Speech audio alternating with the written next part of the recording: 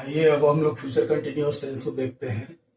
Future continuous tense में sentence structure क्या होता है सबसे पहले ये जानेंगे, और लास्ट में इसके यूजेस क्या हैं, कैसे हैं, कब होते हैं, उसको जानेंगे। तो सेंटेंस स्ट्रक्चर सबसे पहले हो जाएगा subject plus helping verb plus main verb plus object. अब आते हैं इधर, देखते हैं।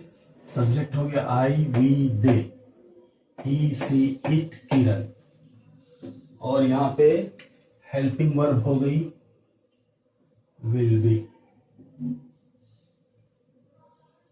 Main verb verb first form plus ING, ये हो गया आपका मेन वर्ब। अब इनको चेंज करेंगे। I will be studying engineering, we will be studying engineering, they will be studying engineering. Plural, he will be studying engineering, she will be studying engineering, Kiran will be studying engineering। दोनों में common रहेगा singular plural में will be और verb की first form plus ing। आइए आगे और इसके डिफरेंट टाइप्स ऑफ सेंटेंसेस देखते हैं। आइए आगे देखते हैं। अफर्मेटिव स्टेटमेंट के लिए I you they will be cooking dinner at 8 today. You will be cooking dinner at 8 today. They will be cooking dinner at 8 today. आज वो 8 बजे खाना बना रहे होंगे। He will be cooking dinner at 8 today. आज 8 बजे वह खाना बना रहा होगा। निगेटिव में देखेंगे I will not be cooking dinner at 8 today. आज 8 बजे मैं खाना नहीं बना रहा हूँगा या नहीं बनाऊंगा। You will not be cooking dinner at 8 today. तुम 8 बजे खाना नहीं बना रहे होगे या नहीं बनाओगे। They will not be cooking dinner at 8 today. वे 8 बजे खाना नहीं बना रहे होंगे। Same way, he will not be cooking dinner at 8 today. वो 8 बजे खाना नहीं बना रहा होगा। She will not be cooking, वो नहीं बना रही होगी खाना 8 बजे। Dinner means the meal which is served in the night. Kiran will not be cooking dinner at 8 today. Kiran 8 बजे खाना नहीं बना रही होगी। इंट्रोगेटिव में ध्यान देंगे, सबसे पहले हेल्पिंग वर्ब आ जाएगी। Will I be cooking dinner at 8 today, क्या मैं 8 बजे खाना बना रहा हूँगा। Will you be cooking dinner at 8 today, क्या तुम 8 बजे खाना बना रहे होगे। Will they be cooking dinner at 8 today, क्या वो 8 बजे खाना बना रहे होंगे।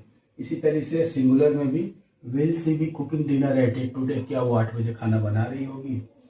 Will Kiran be cooking dinner at 8 today, क्या किरण 8 बजे खाना बना रही होगी। अभी इसी सीरीज को आगे कंटिन्यू करेंगे। विल नॉट को शॉर्ट में वांट भी बोलेंगे।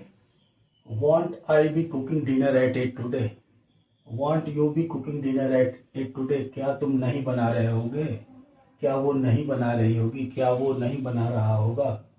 इस तरीके से सेंटेंसेस बनेंगे। अब इसमें देखेंगे ये इंट्रोगेटिव है। I forgot to put the question mark here. What will I be cooking dinner at 8 today?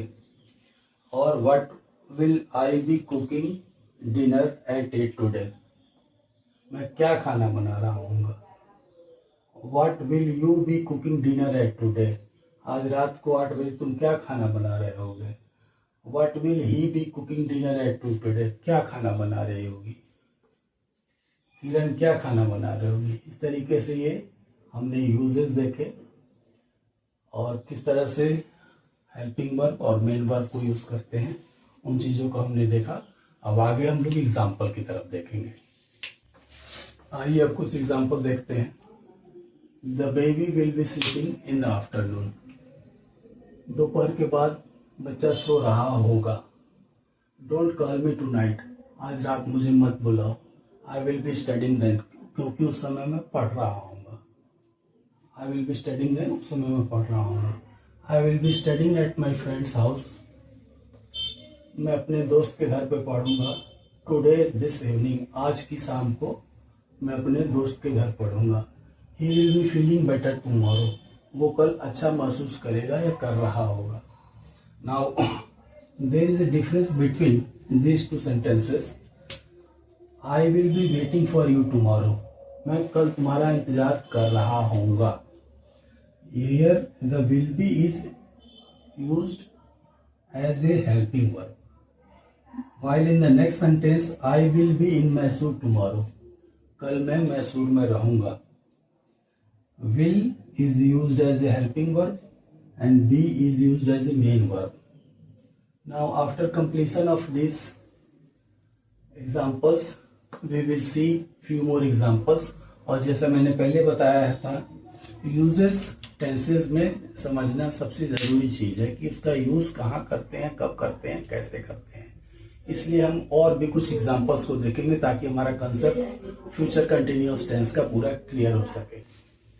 आइए अब कुछ एग्जांपल के द्वारा इस टेंस को समझ लेंगे जिससे कि हमें समझने में आसानी होगी। We won't be enjoying without you, हम तुम्हारे बगैर इंजॉय नहीं कर रहे होंगे। दिस टाइम नेक्स्ट वीक, इसी समय अगले हफ्ते, we will be travelling to Mysore, हम मैसूर जा रहे होंगे। दिस टाइम नेक्स्ट वीक, इसी समय अगले सप्ताह, we will be travelling to Mysore, हम मैसूर जा रहे होंगे। We will be having a nice party this Sunday, इस संडे को हम एक अच्छा जश्न मना रहे होंगे, एक अच्छी पार्टी मना रहे होंगे। He will be expecting a good behaviour from you, वो तुमसे अच्छे व्यवहार की उम्मीद कर रहा होगा। एट 8 AM, एट 8 टुमारो, कल 8 बजे, आई will be waiting for you, कल 8 बजे मैं तुम्हारा इंतजार करूंगा या कर रहा होऊंगा, एक ही बात है दोनों। We will be waiting for your arrival, हम आपके आने का इंतजार करेंगे या कर रहे होंगे, एक्चुअल मीनिंग कर रहे होंगे होगा। दिस टाइम नेक्स्ट ईयर, इसी समय अगले साल, you will be working in a big company, तुम एक बड़ी कंपनी में काम कर रहे होगे।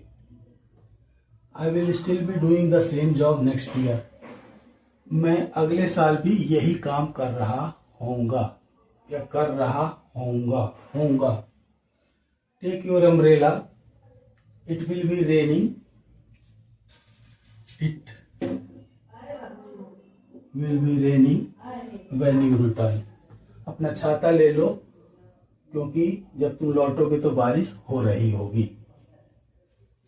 Who will be waiting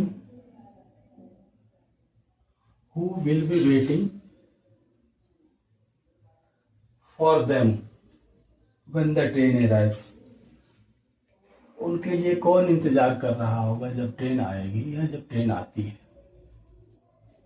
What will you be doing tomorrow, कल तुम क्या करोगे या क्या कर रहे होगे। What will you be doing tomorrow at this time, कल तुम इस समय क्या कर रहे होगे। तो इस तरीके से हमने फ्यूचर कंटिन्यूअस टेंसेस का यूजेस देखा। यूजेस समझना सबसे जरूरी है ताकि हम इस टेंस को कैसे अपने डे टू डे लाइफ में और कैसे राइटिंग में यूज कर सकें। Thank you for watching me. Like, share and subscribe my channel and share at least to one of your friend. Thank you.